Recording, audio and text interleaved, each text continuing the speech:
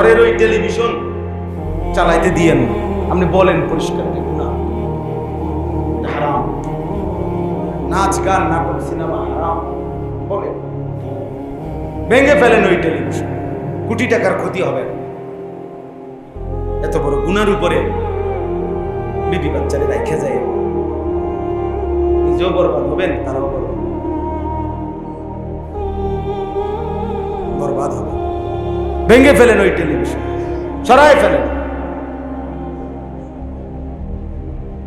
ছেলেকে বলেন, মেয়েকে বলেন, স্ত্রীকে বলেন, শেষ এটা বলবেন, এই শেষ কথা আমার।